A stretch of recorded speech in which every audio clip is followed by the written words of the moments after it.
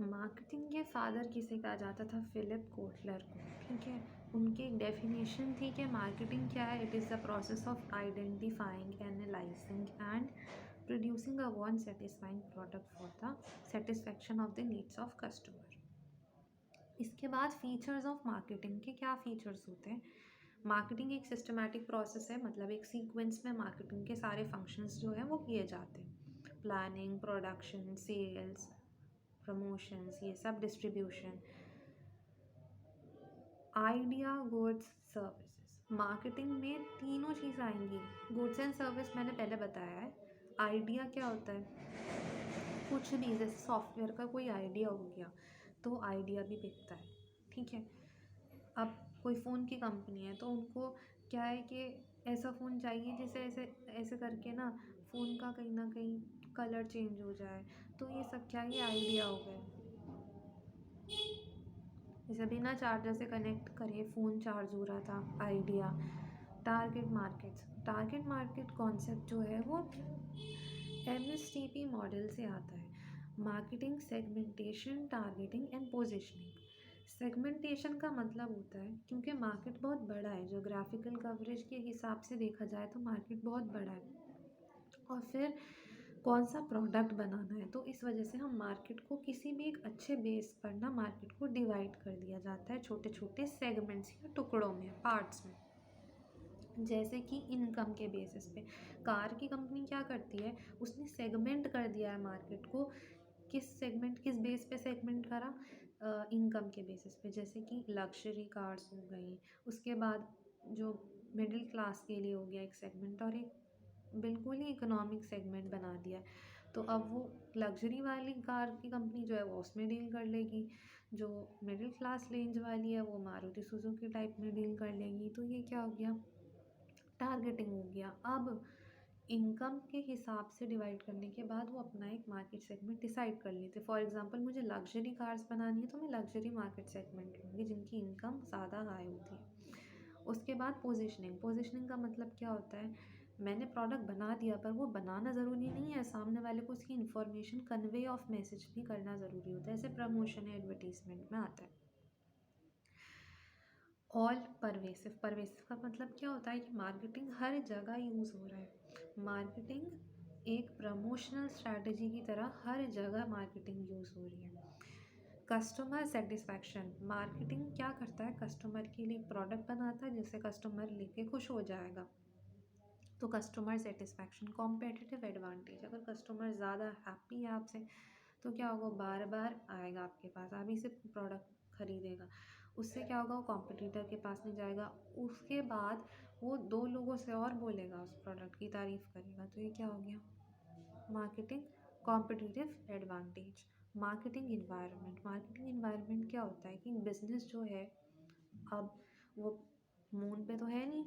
Business जो है उसके चारों तरफ का जो इन्वायरमेंट है, माहौल है, वो मार्केटिंग इन्वायरमेंट है। तो बिज़नेस के ऐसे फैक्टर्स जो आउटसाइड द बिज़नेस है, पर बिज़नेस के फंक्शंस को, उसके गोल्स को, उसके पर्पस को अफेक्ट कर सकते हैं। जैसे अगर मैं एक पॉलीथीन बनाने वाली कंपनी की बात करूँगी तो उसका गोल था पॉलीथीन बनाना, पर गवर्नमेंट जो एक आउटसाइड फैक्टर है उसने क्या करा? उसको बैन कर दिया। तो अब मेरी कंपनी पे बाहर की चीज़ों का क्या इम्पैक्ट पड़ रहा है? वो क्या है? मार्केटिंग इन्वायरमेंट है। तो सिर्फ कंपनी का अंदर का मामला नहीं देखना, बाहर का भी मैटर संभालना होता है कि हमारे जो रूल्स, पॉलिसीज़, प्रोसीजर, प्रोग्राम है वो बाहर की चीज़ों के साथ, बाहर के फैक्टर्स के साथ वो कोलैप्स ना कर जाए, उनका कोई कन्फ्लिक्ट ना हो जाए, पैरिटी में रहे। पैरिटी मतलब मेल में।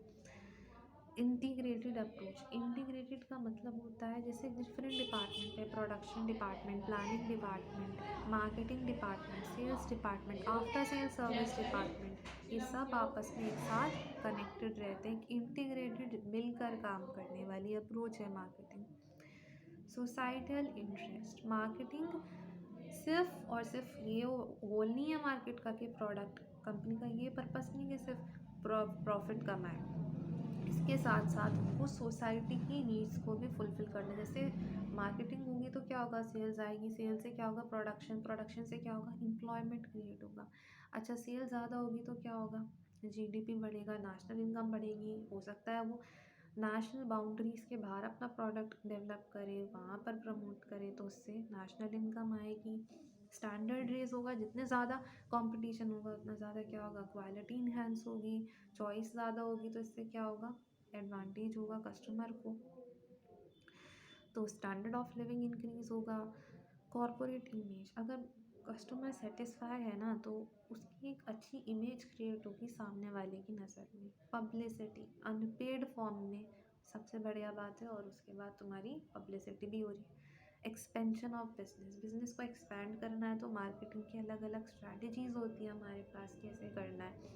उसके बाद ऑर्गेनाइजेशनल ऑब्जेक्टिव क्या है, कि सबका विकास, मतलब कि एम्प्लॉयज़ को भी खुश रखो, मैनेजर भी खुश है, जो प्रमोटर है वो भी खुश है, तो कंपनी का ऑब्जेक्टिव शॉर्ट टर्म और लॉन्ग रन दोनों में प्रॉफिट कमाने का अचीव हो पाता है।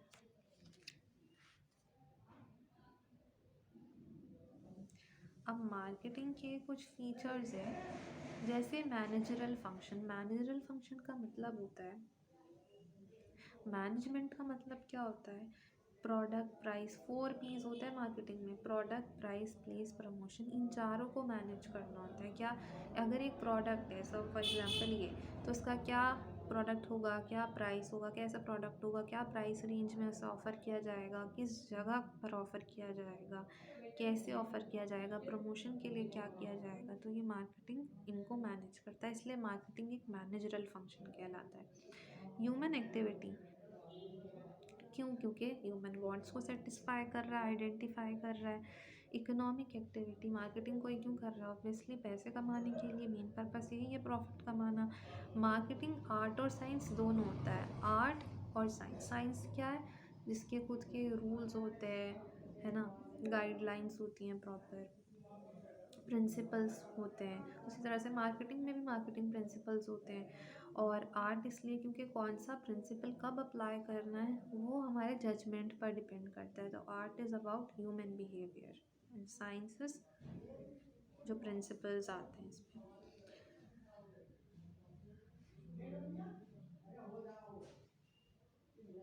मार्केट कैसा है, कंज्यूमर सेंट्रिक है, कस्टमर ओरिएंटेड है, कस्टमर सेंटर, क्रिएट्स यूटिलिटी, कौन कौन सी यूटिलिटी होती हैं, 4 तरह की यूटिलिटी होती हैं, प्लेस, टाइम यूटिलिटी और possession utility, form utility. Form utility क्या होता है, लकड़ी है, अच्छा सबसे पहले प्लेस यूटिलिटी देखते हैं। जंगल में लकड़ी है, ठीक है, वहाँ पे लकड़ी का कोई यूज़ नहीं है, पर यहाँ घर में मैं फर्नीचर की तरह यूज़ करना चाहती हूँ, तो वहाँ से लकड़ी यहाँ लेकर आओ जहाँ पर उसका कुछ ना कुछ बन सके, तो ये क्या हो गया, प्लेस यूटिलिटी, जगह चेंज होने से यूटिलिटी क्रिएट हो रही है, यूज़फुल बन रहा है। फॉर्म यूटिलिटी, लकड़ी को यूज़ नहीं किया जा सकता, पर लकड़ी से फर्नीचर क्रिएट किया जाता है, क्या है, फॉर्म यूटिलिटी है। टाइम यूटिलिटी, टाइम यूटिलिटी क्या होता है कि जैसे मैंगो है, वो ठंड में भी मिल रहे हैं, गर्मियों में तो मिलते ही हैं, तो कैसे, क्योंकि उनको वेयर हाउस में, कोल्ड स्टोरेज में स्टोर करके रखा जा रहा है, जिस वजह से वो हमको टाइम यूटिलिटी प्रोवाइड करता है। पोजेशन यूटिलिटी, जैसे एक स्टेथोस्कोप है, तो वो बेचने वाला जो शॉप है वहाँ पर उसका कोई यूज़ ही नहीं है, पर जब वो डॉक्टर के पास आएगा तो उसके लिए यूज़फुल हो जाएगा, तो ये क्या है, पोजेशन यूटिलिटी, जहाँ पे ओनरशिप चेंज करने से यूटिलिटी क्रिएट हो जाती है। मार्केटिंग के क्या ऑब्जेक्टिव्स होते हैं, सबसे पहला ऑब्जेक्टिव क्या है, प्रॉफिट कमाना, गुडविल कमाना, कस्टमर को सेटिस्फाई करना, ठीक है, डिमांड क्रिएट करना प्रोडक्ट की, इतने कॉम्पिटिटर्स इतने हैं कि अपना प्रोडक्ट कैसे बेचोगे वो भी तो ज़रूरी है, वॉल्यूम, सेल्स इंक्रीज़ करना, क्वालिटी इंक्रीज़ करना, ये सब इसके क्या हो जाएंगे, ऑब्जेक्टिव्स हो जाएंगे। मार्केटिंग जो करता है बंदा, मार्केटिंग मैनेजर, उसके क्या रोल्स होते हैं, कस्टमर आइडेंटिफाई करना, कि किसकी, कौन से कस्टमर की नीड सेटिस्फाई करना है, जो प्रोडक्ट बनाना है वो बनाना किसके लिए है, किसको सेटिस्फाई करना है, सेटिस्फाई करने, कैसे सेटिस्फाई करोगे, किसके लिए प्रोडक्ट बनाओगे, क्या प्रोडक्ट बनाओगे, और कैसे कस्टमर्स को रिटेन रखेंगे, साथ में नए कस्टमर्स लाना है, पर पुराने कस्टमर को वापस रखना अपने साथ, रिटेन करना है।